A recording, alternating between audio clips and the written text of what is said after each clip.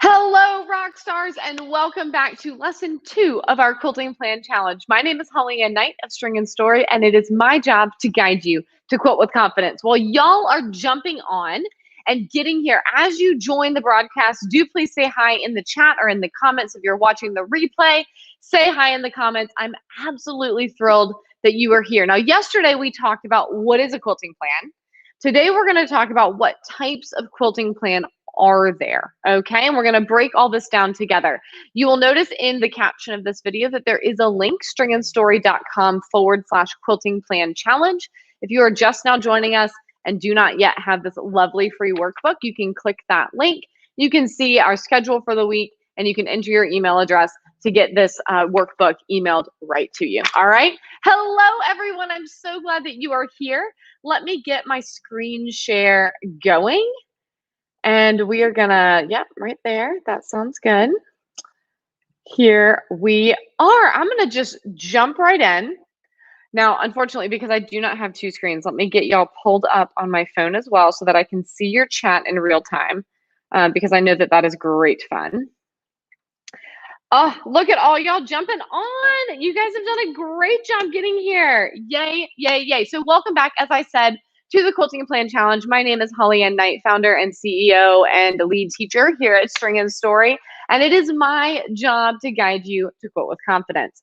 So as I mentioned yesterday, we talked about what is a quilting plan. And a quilting plan is a roadmap that allows us to practice on paper so we can free motion quilt without fear of messing up our quilts. And a whole bunch of you guys have shared your quilt tops that you're going to be making plans for in the Quilting Rockstars Facebook group with me on Instagram. I love that so much. And if you just thought to yourself, wait, what is the Quilting Rockstars Facebook group? Where are you on Instagram? I'm at String and Story on Instagram. And if you just search Quilting Rockstars on Facebook, you can find the free Facebook group. Also, if you have downloaded the workbook and you're on the email list for this challenge, or if you go do that now so that we can go ahead and get you in there. I do send out replay links every afternoon, and I include those social links in the replay email just to make it nice and easy. I really want to make sure that we stay connected not only through this week, but beyond this week as well as you continue on your free motion quilting journey. So welcome to lesson 2. As I mentioned, stringandstory.com/quilting plan challenge is where you get the workbook. I did not have mine down here yesterday, so a quick review. There are little pages for each lesson. And so yesterday it talks about a quilting plan allows you to blank, spoiler, that's the practice on paper part. So you can fill in these blanks as we are going along, and then your little homework assignment is down at the bottom. So if you have your workbook handy, you can go ahead and turn to lesson 2, types of quilting plans. And we're going to go over 3 types today, and then I'll let you know about your homework. All right, let me do a quick peek into the chat, make sure that I don't see any questions. I'm so glad that you're excited to have a plan. Hello, Helen. Hello, everyone. Fabulous, fabulous. And by the way, to all of you who joined the Quilting Rockstars Facebook group yesterday or followed me on Instagram, thank you. I'm excited to be connected. All right, let's jump straight into types of quilting plans. I introduced y'all yesterday to the Star Bright quilt. That is going to be the primary quilt that I am using as my example this week. But remember, I asked you guys to pick out a quilt top that's in your sewing room that you can be thinking about a quilting plan for, because I want to emphasize that the principles I'm teaching you this week apply to all the quilts we're making, not just to the Star Bright quilt, okay? I picked Star Bright because it's pretty traditional shapes, but pretty modern piecing. It's got really big piecing. So I feel like it bridges the worlds of modern and traditional quilting pretty well and serves well for this conversation around quilting plans. If you guys hear the train tracks are right behind me, all right? By the way, I did realize today, because I made the workbook originally back in May or April of this year, and we've had a website migration since then. I have a link to my shop where you can get the plan for the Star Bright quilt if you want to make your own, and the link in the workbook is broken. So I will include that in the email today when I email you guys after our time together. Before we start to draw a quilting plan, we need to know the quilt's job. All right. Think of this as like, depending on where you work and what you do for work, you might dress differently for work, right? If you're going to put a roof on a house, you might dress a little bit differently than if you're going to stand behind the till at a bank, right? So the same is true for our quilts, that depending on the job that they're going to fill, they might need different quilting. So let's take a look at different types of jobs that our quilts might have. So some quilts are made to be used and loved a lot, like these. The quilt with the purple in it is my Star Bright quilt. The blue and orange in the front is a Sirius quilt. You'll notice it's very similar construction to Star Bright, just smaller and more traditional size pieces. These are, of course, my little boys a couple of years ago. So some quilts really get used a lot and kind of loved to death, right? Other quilts get used regularly, but much more gently. And a great example of this is a bed quilt, okay? And still other quilts are mostly for looking at, like Lanterns of Hope, which we talked about yesterday, which hung at QuiltCon in 2020. For those of you who are new, that boot that I am wearing there, that was when I broke my ankle the first of 2 times in 2020, because why not do the thing properly? We can customize the quilting plan for the quilt. So quilts that need to be done quickly or that will get more heavy use may benefit from simpler quilting, while quilts that are more eye candy may be better suited for more custom quilting. So just to back up a little bit and kind of go through this, these are not great examples of like overall quilting or looser quilting because I love to custom quilt my quilts. But let me use that as an example in just a second. So quilts that are going to be used a lot, these are often going to be pantographs, all over designs. Think your meanders, swirls, things that we can just do one thing all over the whole quilt. It is very common to go that quilting plan route if we're going to be using them a lot. Now, the time that you may choose to do more custom quilting on a quilt that might get heavy use, which is often the case for me, is if you're trying something new out, or you're wanting something cool for pictures, or you're just wanting to kind of put yourself through your paces on your quilting. All right. Now, a quilt that gets used regularly but more gently, you might do something what we're going to call a semi-custom quilting plan, where you get just a couple of motifs and put them on the quilt. So here I have some wavy lines that separate the rows, and then one row will have a feather meander. The next row is graffiti quilting. So not doing a lot of custom work down in the individual sections of these stars, but still adding quite a bit of texture. Lanterns of Hope, as we talked about yesterday, it is just the most. I did all the things on Lanterns of Hope, right? So as I said, we can customize the quilting plan for the quilt and for the job that the quilt is going to have. But as I mentioned, it's also okay if you're a little nuts like me and you custom quilt basically everything, because why not? This is the Sumatran Elephant from the beginning of the Aurifil Color Builders block of the month for this year. Cassandra Beaver designed amazing foundation paper piece animals, and I've been custom quilting everything I can think of on them and making videos, and it has been very, very fun. So as I mentioned, the first type, for those of you following along on the workbook, the first type of quilting plan is an all-over quilting plan. This type of quilting plan is quick, it is beginner friendly, and it is perfect for quilts that either need to be finished up kind of rapidly, like when it's Wednesday and the baby shower's on Saturday, or quilts that are going to get a lot of love. And you're like, I know that this quilt's life is going to be limited simply by how long or how heavily it's going to be used. And you may not necessarily want to spend as much time quilting it. To reiterate, if you do want a fully custom quilt, quilts that get heavy use, that is also allowed. I'm just also giving permission for the all-over design and recognizing that this is a way that all-over designs are often used, all right? For an all-over quilting plan, you need one motif. The second type of quilting plan is called a semi-custom quilting plan. This type of quilting plan adds a little bit of texture and flavor without being too overwhelming or too complicated, right? You can see in the background here on this Star Bright quilt, I almost fell off my stool, you guys. That would have been a new one, and it would not have been fun for any of us. You can see here that I would be focusing a lot of my quilting energy on making these swirls. And as I arrived at those diamonds, I would simply pop in and add those continuous curves, keep going with my swirls. Same things for those switchbacks. Arrive kind of at one of those corners of the star, add my switchbacks, and then make my way right back out to continue on with my swirls. So a little bit of a change of pace, but not necessarily a whole lot of thread breaks, not necessarily adding a ton of quilting time to what I'm doing. Just a little nuance, all right? A little garnish, if you will. If you're going to be doing a semi-custom quilting plan, you need to choose 2 or 3 motifs. Yesterday when we were meeting, I showed you guys the traditional quilt plan where there was a motif for the block, a motif for the sashing, and then a motif for the border. That is another example of a semi-custom quilting plan on a very traditional layout of a quilt, okay? Type 3, a fully custom quilting plan. This is the type of quilting plan that is for those of us who love to be the most, or for super special quilts. Maybe it's a quilt for a loved one that you just really want to pour every single bit of love and care and creativity into this quilt that you possibly can, right? Maybe it's a quilt that you're hoping will be at a show.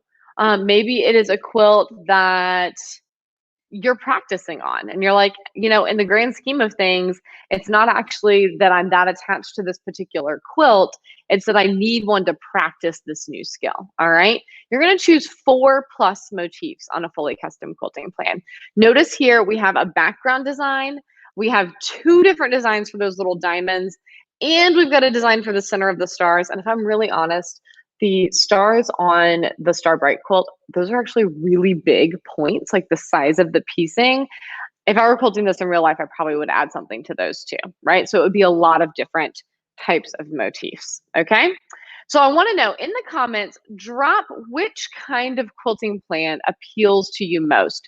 Do you make a lot of quilts that are going to get heavy use, and are you going to keep your quilting more simple? Do you really enjoy adding that creative layer to your work and you'd really like to know how to do more custom quilting plans?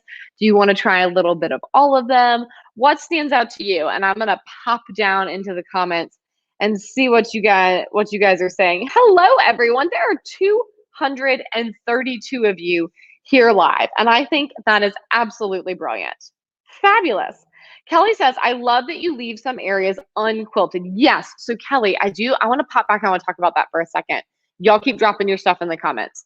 As I mentioned, in real life, because of how these are actually pieced, I probably would end up quilting these stars, but I left them without something drawn on them for our slides because I wanted to be able to emphasize sometimes it's nice to leave something unquilted. It gives your eye a place to rest, right? You'll notice back here for Lanterns of Hope, there wasn't really a good way to leave large areas unquilted, but that was the purpose of these straight lines in the background, of just having a little bit of breathing room for your eye, having some areas that are less densely quilted. It creates a good contrast. Quilting is about a lot of contrast. I'm going to jump ahead to peek at tomorrow's lesson to make sure that we're talking about this tomorrow. Maybe we talk about it Thursday. Yeah, I think we talk about it a little bit Thursday. But it is really important to think through, are there areas I want to emphasize by leaving them unquilted? Yeah, that's absolutely great. Let's see. Oh, let me scoot back up. I love how many of you guys are responding. Thank you. I see lots of semi-custom. I see some custom. Tammy, I love it. Tammy's like all of them. All of them. All over quilting plan, possibly onto semi-custom. I love how many of you guys choose semi-custom. That's one of my favorite go-tos. Like, it's a little bit more interesting to quilt, just in terms of like the process than an all-over design, but doesn't get too carried away. Donnell Lovelace says, baby quilts are quick and dirty and memory quilts are custom for me. Yeah, that makes a lot of sense, Donnell. That, babies are going to do all the bodily functions on your quilt. So either that's the time to practice all the custom quilting because the stakes are really low, or you want to keep that as simple as possible. Yes, John says, I want to start with the semi-custom and work towards full custom. I love it. Rita's like, I'm going to start with all over because I'm a beginner. That's great. You will progress so quickly. Geraldine's in Lawrenceville. Hi, neighbor. Geraldine, do make sure you mark your calendar for the Duluth Fall Festival. As an aside, we will be there. We will have a booth. We will have fabric and thread. You should totally come by and visit. Semi-custom, I like more space. I love that, Jackie. Fully custom, but is what Joe is interested in, but she knows she'll probably do more all over design just because of the types of quilts that she makes. Love it, love it. Linda's like, I'm new. I want to try all of it. Patricia says, I want to be able to add motifs without worrying about what to choose. So probably between semi and custom. Yes, some custom with rulers. Love, love, love. So let me peek ahead for just a second. Yeah, okay. Follow the slides, Holly, and you've made a plan. Stick to it. My brain is doing the squirrel thing where I'm like, shiny object syndrome.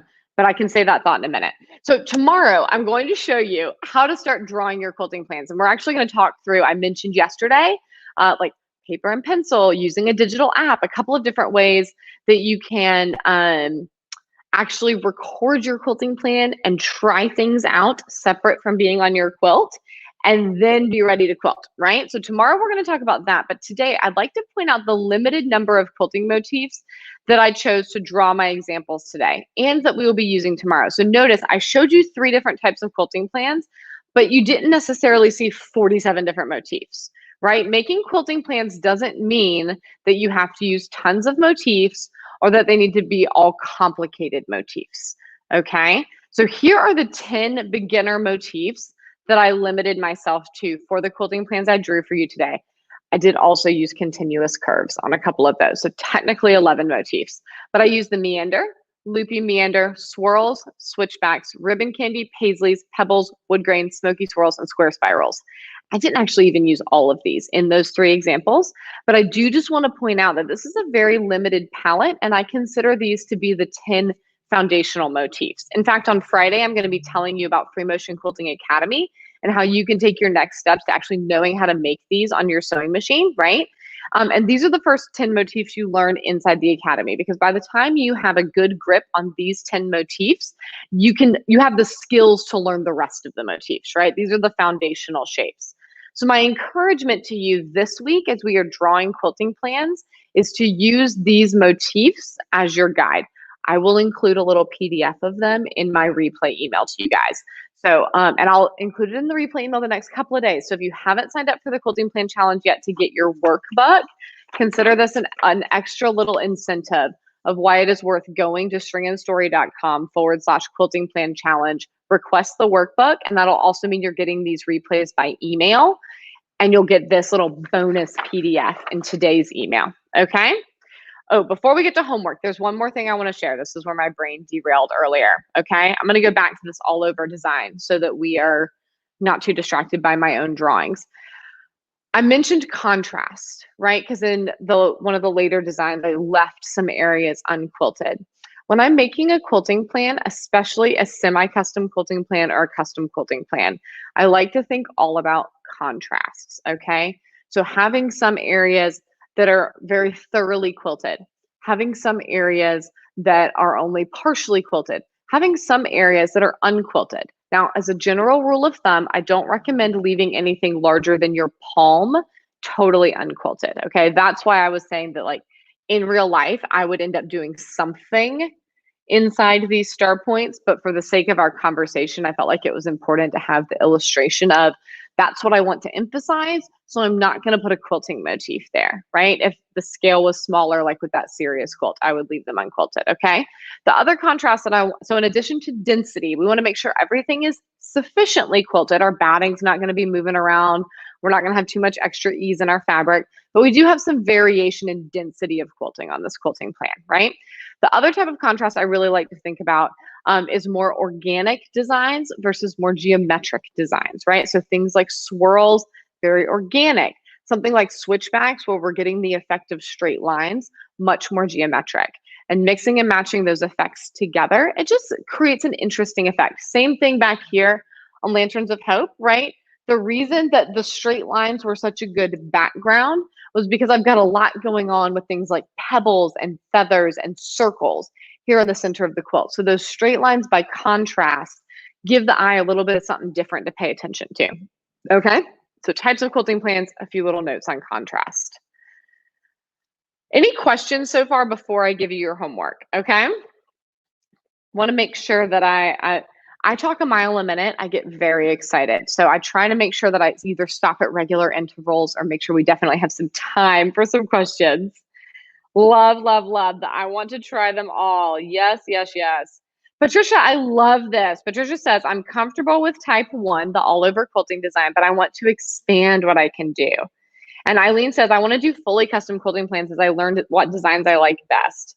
Yes, yes, yes. Allison, baby steps. Listen, couple quick thoughts on baby steps of a free motion quilter. Action cures fear, okay? Do not wait to start exploring free motion quilting until you are not scared. Now, I'm going to give you lots of information and tips this week to make you less scared. But as grown-ups, learning new stuff is always a little overwhelming. So, Allison, I love that you are here, even though you're wanting to take those baby steps. This is a perfect baby step to be taking. I love it. Suzanne asked a very good question. She says, when leaving unquilted, like leaving part of the quilt unquilted, does it pose a problem when the quilt is washed? So Suzanne, that's exactly why I recommend not leaving more than about a palm-sized area of your quilt unquilted.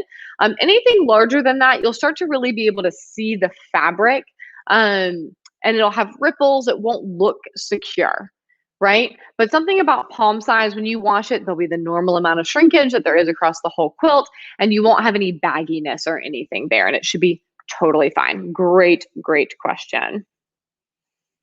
Marie says, as an FMQ beginner, is all over better? I don't know it's necessarily better, but it's a solid starting spot, right? So my Free Motion Quilting Academy students, when they get started, we learn the meander, loopy meander, swirls, and switchbacks first. And truly, the end of that like first week and a half inside the class, I tell my students, if you have not yet found a panel or a quilt top that's been buried in the back of a drawer somewhere, or a baby quilt or a charity quilt, and tried this out on a real project, I encourage you, baste a quilt, do an all over meander or an all over loopy meander. So it's not that it's better, but it's that keeping it simple, keeping the motifs fewer in number can feel less overwhelming. So it is generally a good starting spot. That being said, if you go look in my YouTube channel, go look on my blog, I've started creating a series of my new Quilting Rockstar panels, and I am semi-custom quilting every single one of those panels using only those first 4 motifs, right? So even in the first unit of Free Motion Quilting Academy, I'm like, you're already equipped to go do semi-custom. Give a meander a whirl and then try out a semi-custom quilting plan. Remember, a semi-custom quilting plan is a meander in the center and switchbacks in the border. Check, done, right? So even as a little baby Free Motion quilter, you can start playing around with different types of quilting plan. Love that question. Such a good question. All right, I'm scrolling down to where I know that there is more. I know there are more questions down here. Oop, hold on. Semi-custom. Kathy says, I mostly make charity quilts. I usually use a couple of different motifs. Last one was a row by row quilt, and each row was different. I'm not so into all over designs. Kathy, I love that. I like to change it up too. Occasionally I'll do an all over design, but I like to do more semi-custom as well. Patricia is asking if anyone works on a long arm. So fabulous, Patricia. I actually quilt on a long arm as well. So I have a long arm, I have a domestic. I do a lot of my teaching on my sit down machine because that's what a lot of quilters have. But I have students on literally every machine you can imagine. I've got students on featherweights. I've got students on like off the shelf sit downs. I have students on industrial machines, sit down long arms, regular home machines, but like the dealer type home machine, not like off the craft store shelf, long arms, you name it. All the things. Love, love, love. Jackie says, are the gold diamonds done while doing the swirls? Let's see, back here, these here? Yes, so I would just, as I'm swirling along, you can actually see here when I was drawing it out, I popped right in and then popped right back out and kept going. Yep, great question. So Patricia, I will not be going through step-by-step how to draw each of these this week. Going through all of these, this is a multi-week proposition, and that's why I mentioned that I'll be sharing more about Free Motion Quilting Academy. But having this visual guide that I'll be including in the email this afternoon is an incredible tool. Because if you know how these shapes look, you can start to play with how to draw them. Great question. Oop, I got ahead of myself again. Diane says, when I stop to move my hands, the needle jumps when I start again. Why? So often we need to let our needle take a stitch or two in place before we start moving. It basically just means that you started to move your hands before your needle had time to come all the way back down into the fabric. Susan says, to make you less scared, drink wine, but only a little. Friends don't let friends Free Motion quilt tipsy. You'll end up with a needle in your finger. Just be careful. Yep, all the doodling. Love, love, love. Barb says, I'm a newbie to Free Motion Quilting. I've been practicing different motifs. I believe I would do the semi-custom quilting with only a couple. Love it. Love it. Ooh, Patty asked about securing thread when you break thread while quilting. Patty, after this, look in the rest of the videos on my YouTube channel and you will see a tutorial. It's just a few videos back. Yep. All right, your homework, your challenge, should you choose to accept it. Yesterday, you chose a quilt top to be making your own quilting plan for. Today, I want you to think about your quilt's job. All right, how heavily used is this quilt going to be? And what type of quilting plan do you want to make for it? Right? Whichever one was kind of your gut instinct, I'd encourage you to make a quilting plan of that style, even if your actual ability to quilt that quilting plan doesn't exist yet, right? So if you're like, I'm really drawn to that fully custom quilting plan, draw a fully custom quilting plan. It's okay if you don't know how to stitch all of those motifs yet, right? We are creating a vision for a future finished quilt, and we're continuing to build on our steps this week to get closer and closer to that reality. All right. So, final reminders.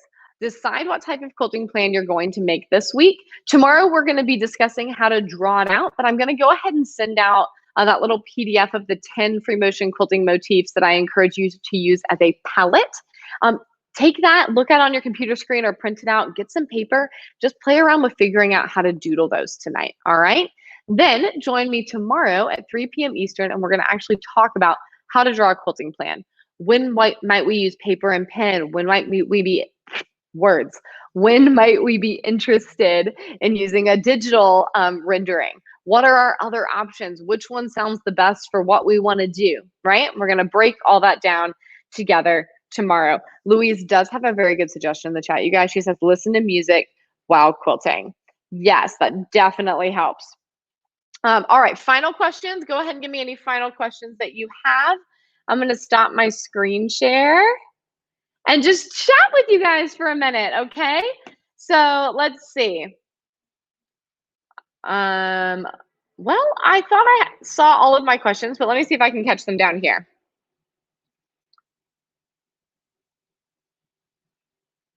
Oh, a switchback, Lila, is the like straight lines with the little tight curve at the end. Wonderful.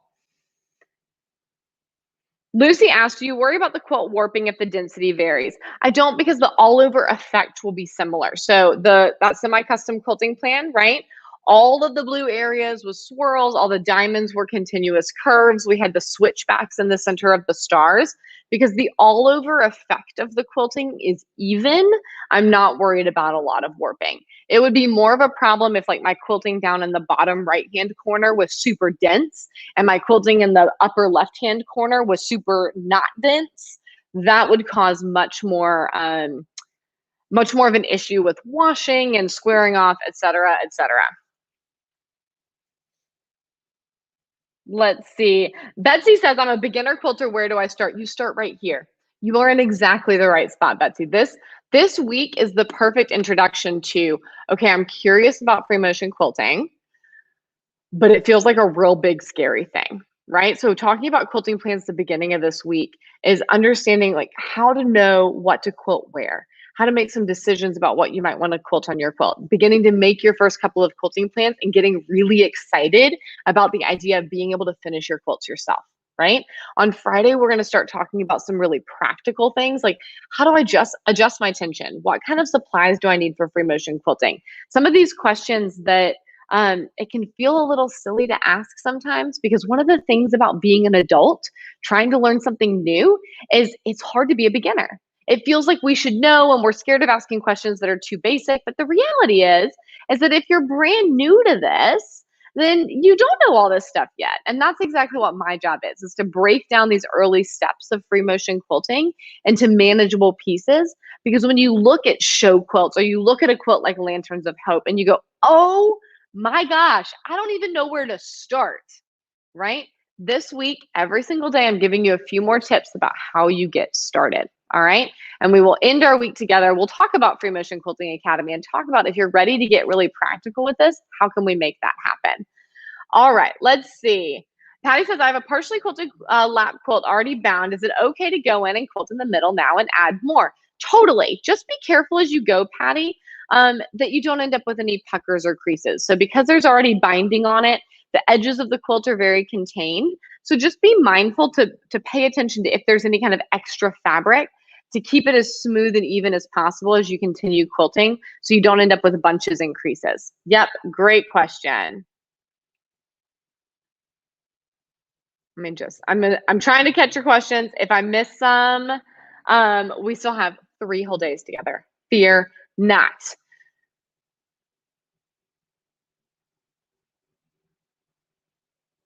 Oh, Dawn says she's excited about working on the cheerful quilt. I love that. I will send out a handout with the motifs that I showed you in the email today, Vicki. Great question.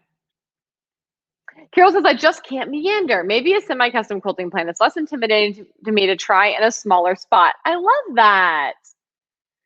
Yes, Judith, if you need to catch the replay, I'll send out a link, but it'll also be here in my YouTube channel. And if you have not yet signed up for the workbook, go do that. There's a link down in the caption, and that'll make it nice and easy for me to send you these replays. Yes. Where do you start on a quilt? All right, this is a great question. And we're going to end on this note. There's a couple of different places you can start on a quilt that you're putting under your domestic machine. Sometimes, like if you do an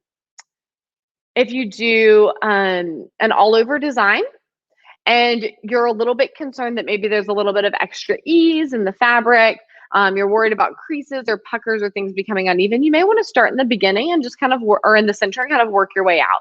Sometimes I recommend working in quadrants and doing an all-over design kind of up in this quadrant and then tackle this one and so on, right?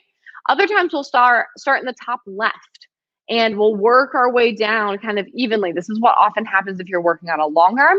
This is the method I recommend if you're doing a semi-custom quilting plan on a traditionally laid out quilt, like the one I showed you yesterday. And I'll draw that one for you in a couple of days, okay? So I'm gonna walk you through exactly how to do that. Other times, a quilting plan like this one for Lanterns of Hope, I went all over the place. And if you jump over to Instagram and watch the reel I put up yesterday, you'll see the way that I blocked in different shapes and then went back and kept adding different layers of quilting, all right? There's not a wrong answer to that, but it will vary and depend on the type of quilting plan that you're using, all right? Great questions, you guys. You are doing absolutely fabulous. Thank you so much for being here with me. I'm excited to have you as part of the Quilting Plan Challenge. Do make sure you go ahead and snag this workbook and keep tagging me in those Instagram posts. Keep engaging in the Quilting Rockstars Facebook group. Share with us the quilt tops that you are making quilting plans for. Share with us as you begin to draw your first quilting plans, and share with us kind of what you're excited about. Leela, don't worry, we can connect on Facebook or we can catch each other right here, all right? We will talk tomorrow about how to draw different quilting plans and we'll continue our week together. I'll see you then.